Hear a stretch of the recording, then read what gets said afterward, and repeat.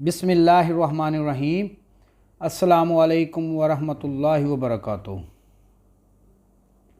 آئیے سب ساتھی نبی پاک صلی اللہ علیہ وآلہ وسلم کی بارگاہ اقدس میں ہدیہ درود و سلام پیش کر لیں۔ الصلاۃ والسلام علیک یا سیدی یا رسول اللہ وعلی آلک و صحابک یا سیدی یا حبیب اللہ۔ ناظرین، بیت نمبر 145 میں خوش آمدید۔ ناظرین اکرام، حضرت سلطان باہو رحمۃ اللہ علیہ نے اس بیت میں تخلیق کائنات کے عمل بارے آگاہی دی ہے کہ انسان کی تخلیق کیسے اور کب ہوئی، اور کائنات خلق فرمائے جانے کے بعد انسان کیسے گمراہ ہوا اور اس کا چھٹکارا کیسے ممکن ہے۔ حضرت سلطان باہو رحمۃ اللہ علیہ اپنے اس بیت میں فرماتے ہیں، کن فیکون جداں فرمایا اساں وی کولے ہاسے ہو۔ اس مصرع میں لفظ جداں کا تذکرہ کیا گیا یعنی جب۔ دوسرا لفظ ہے اساں یعنی ہم، اور تیسرا لفظ ہے کولے ہاسے جس کے معنی ہے قریب تر یعنی قریب تھے۔ آپ رحمۃ اللہ علیہ فرماتے ہیں، تخلیق کائنات سے پہلے جب اللہ تعالیٰ نے ظہور کثرت کا ارادہ فرما کر کن فیکون فرمایا تو ہم بھی وہاں موجود تھے۔ اس کائنات کے وجود میں آنے سے پہلے اللہ رب العالمین کی ذات پاک تنہا موجود تھی۔ اللہ رب العالمین نے چاہا کہ میں اپنے آپ کو ظاہر کروں تو کائنات بنانے کا ارادہ فرمایا۔ اللہ رب العالمین نے سب سے پہلے اپنے نور میں سے اپنے حبیب حضرت محمد مصطفیٰ صلی اللہ علیہ وآلہ وسلم کے نور کو خلق فرمایا، جس کے بعد اللہ رب العالمین نے سلطان الفقراء کی 7 ارواح کو پیدا فرمایا۔ یہ عمل حضرت آدم علیہ السلام کی پیدائش سے 70,000 سال پہلے کا ہے۔ تو اللہ تعالیٰ کی ذات پاک وحدہ لا شریک اور کل شیء قدیر ہے۔ اللہ تعالیٰ جب کسی چیز کا ارادہ فرماتا ہے تو کن فیکون کا عمل منظر عام پر آ جاتا ہے، یعنی اللہ تعالیٰ فرماتا ہے کہ ہو جا تو وہ ہو جاتا ہے۔ تو کن فیکون کے یہی معنی ہے کہ جب اللہ تعالیٰ نے کائنات کو وجود میں لانے کے لیے کن فیکون فرمایا تو سلطان الفقراء کی ارواح وہاں پر موجود تھیں۔ قرآن پاک کی سورہ یاسین آیت نمبر 82 میں فرمان خدا ہے، وہ تو جب کسی چیز کا ارادہ کرتا ہے تو اس کا کام بس یہ ہے کہ اسے حکم دے کہ ہو جا اور وہ ہو جاتی ہے۔ حضرت سلطان باہو رحمۃ اللہ علیہ اپنی کتاب نور الہدیٰ کلام میں ایک حدیث قدسی نقل فرماتے ہیں کہ میں ایک چھپا خزانہ تھا، پس میں نے چاہا کہ پہچانا جاؤں تو کائنات بنا دی۔ حضرت سلطان العارفین رحمۃ اللہ علیہ اپنے ایک رسالہ روی شریف میں ایک مقام پر فرماتے ہیں، جان لے کہ جب نور احدی نے تنہائی وحدت کی ڈولی سے نکل کر عالم کثرت میں ظہور فرمایا تو اپنے جمال کو صفائی سے جلوہ دے کر اپنے حسن کا بازار گرم کیا۔ اس کی شمع جمال پر ہر 2 جہاں پروانے کی طرح مر مٹے۔ بادہ نقاب میم احمدی اوڑھ کر صورت احمدی اختیار کی اور کثرت جذبات و ارادات سے 7 دفعہ اپنے اوپر جنبش کھائی، جس سے 7 ارواح فقراء باصفا فنا فی اللہ بقا باللہ اس کی ذات کے خیال میں ہماتن محو جملہ مثل مغز بے پوست آدم علیہ السلام کی پیدائش سے 70,000 سال پہلے غرق بحر جمال رہ کر شجر مرۃ الیقین پر پیدا ہوئے۔ حضرت سلطان باہو رحمۃ اللہ علیہ اس بیت کے دوسرا مصرع میں فرماتے ہیں، ہکے ذات صفات ربے دی، ہکے جگ رلیاسے ہو۔ ہکے کا معنی ہے یعنی ایک، اور دوسرا لفظ ہے رلیاسے یعنی بھٹکے ہوئے۔ آپ رحمۃ اللہ علیہ فرماتے ہیں، پہلے ہم اللہ تعالیٰ کی ذات و صفات کے قرب میں تھے، جب اللہ تعالیٰ نے مخلوق تخلیق فرمائی تو ہم اس عالم سے اس دنیا میں آ کر بھٹک گئے۔ حضرت سلطان باہو رحمۃ اللہ علیہ اپنی کتاب عین الفقر میں ایک مقام پر لکھتے ہیں، اس میں اللہ ذات اور میرا جسم یک وجود ہو گئے ہیں، اور ذات کبریا کا جو پوشیدہ راز تھا وہ میں نے پا لیا ہے۔ عین الفقر میں ہی ایک مقام پر آپ رحمۃ اللہ علیہ فرماتے ہیں، باہو تو خدا تعالیٰ کے ساتھ ہم نفس ہے، اس لیے وہ بھی اس خادم سے ہم نفس ہے۔ مجھے اللہ کے ساتھ ہمیشگی کی الفت ہے، اس لیے لوگ باہو کو باہو کے نام سے پکارتے ہیں۔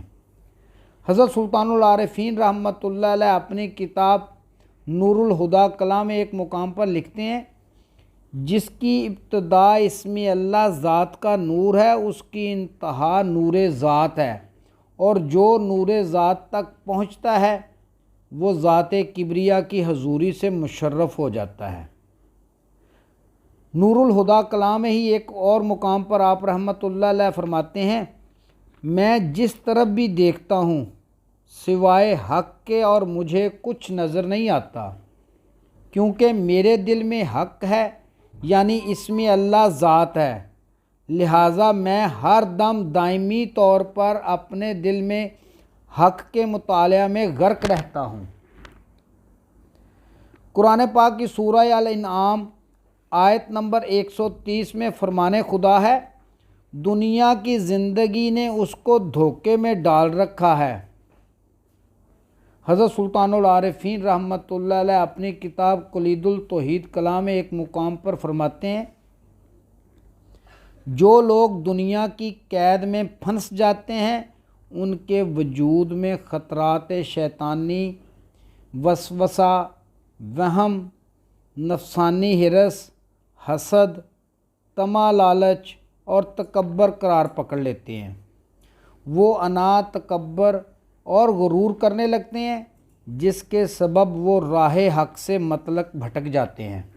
حضرت سلطان باہو رحمۃ اللہ علیہ اپنے اس بیت کے تیسرا مصرع میں فرماتے ہیں، لا مکان مکان ساڈا، آن بتاں وچ پھاسے ہو۔ آپ رحمۃ اللہ علیہ فرماتے ہیں، ہمارا مسکن اللہ تعالیٰ کے قرب میں تھا، جبکہ دنیا کے وجود میں آنے کے بعد ہم دنیا کے چنگل میں پھنس گئے۔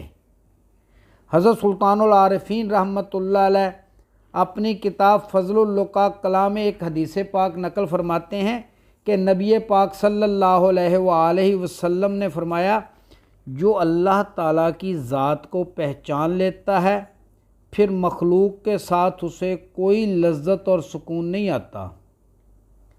عین الفقر میں ایک حدیث پاک نقل فرماتے ہوئے حضرت سلطان باہو رحمۃ اللہ علیہ لکھتے ہیں کہ نبی پاک صلی اللہ علیہ وآلہ وسلم نے فرمایا، دنیا ایک فتنہ کی جڑ ہے اور اللہ تعالیٰ اور اس کے بندے کے درمیان یہی حجاب ہے۔ عین الفقر میں ایک مقام پر حضرت سلطان العارفین رحمۃ اللہ علیہ لکھتے ہیں، جب کسی کا ہونا بھی نابود تھا تو اے باہو میرا ہونا کیا اور کیسے تھا؟ ہاں، میں اس وقت فنا فی اللہ وحدت حق یعنی ذات کبریا کے وجود میں غرق تھا۔ حضرت سلطان العارفین رحمۃ اللہ علیہ اپنی کتاب توفیق الہدایت میں ایک مقام پر فرماتے ہیں، جو شخص اکمل، کامل، مکمل، جامعہ اور نور الہدیٰ ہے وہ وحدت و توحید میں غرق، عارف، واصل با خدا ہے۔ حضرت سلطان باہو رحمۃ اللہ علیہ اپنی کتاب امیر الکونین میں ایک مقام پر لکھتے ہیں، جو کوئی خدا کو دیکھ لیتا ہے وہ اللہ کے نور میں غرق ہو جاتا ہے، اور نور خدا میں غرق ہونا ہی معرفت توحید اور حضوری خدا ہے۔ حضرت سلطان العارفین رحمۃ اللہ علیہ اپنے اس بیت کے چوتھے مصرع میں فرماتے ہیں، کیتی نفس پلیتی باہو، اصل پلیت تا ناسے ہو۔ اس مصرع میں لفظ ناسے کا تذکرہ کیا گیا، یعنی نہیں تھے۔ آپ رحمۃ اللہ علیہ فرماتے ہیں، اے باہو، نفس پلید نے ہمارے دلوں اور روح کو بھی آ کر پلید کر دیا ہے، ورنہ ہم اصل میں پلید نہ تھے۔ حضرت سلطان باہو رحمۃ اللہ علیہ فرماتے ہیں کہ نفس امارہ نے ہمیں اس دنیاوی لذتوں میں الجھا کر ہمیں راہ حق سے بھٹکا کر پلید کر دیا ہے، جبکہ ہم گناہ گار اور پلید نہ تھے۔ آپ رحمۃ اللہ علیہ کی تعلیمات سے یہ بات ثابت ہوتی ہے کہ انسان کو چاہیے کہ اگر وہ رب تعالیٰ کے قرب میں دوبارہ سے لوٹنا چاہتا ہے تو نفس امارہ کو ختم کر دے، اپنی دنیاوی لذتوں سے آزاد ہو کر اپنی انا کا خاتمہ کرے، یعنی موتو قبل ان تموتو ہو جائے، یعنی مرنے سے پہلے مر جاؤ کے حکم کو تسلیم کر لے، اپنی نفسانی خواہشات، دنیاوی خواہشات کا قتل کرے تاکہ نفس امارہ کا خاتمہ ہو، تب کہیں جا کر دوبارہ رب تعالیٰ کا قرب نصیب ہوگا۔ سورہ الیوسف آیت نمبر 53 میں فرمان خدا ہے، نفس تو یقیناً بدی پر ہی اکساتا ہے۔ حضرت سلطان باہو رحمۃ اللہ علیہ اپنی کتاب کلید التوحید کلام ایک مقام پر لکھتے ہیں، نفس شیطان کا بادشاہ ہے اور شیطان نفس کا وزیر ہے، اور اہل نفس کو شیطان باطن اور معرفت الہی سے باز رکھتا ہے۔ حضرت حق بہو رحمۃ اللہ علیہ اپنی کتاب نور الہدیٰ کلام ایک مقام پر لکھتے ہیں، نفس امارہ کی صورت اور سیرت کیسی ہے؟ جان لو کہ نفس امارہ کافر اور بے حیا کی طرح ہے، نفس امارہ کی صورت دیو کی طرح اور سیرت شیطان خبیث کی طرح ہے، جو توحید قرآن اور حدیث کا سراسر منکر ہے۔ حضرت سلطان باہو رحمۃ اللہ علیہ اپنی کتاب عین الفقر میں ایک مقام پر لکھتے ہیں، اگر وجود میں نفس پلید ہے تو بدن پر پاک صاف لباس پہننے کا کیا فائدہ؟ اس طرح اگر دل میں تمام شرک اور نفاق ہے تو زمین پر سجدہ کرنے کا کیا فائدہ؟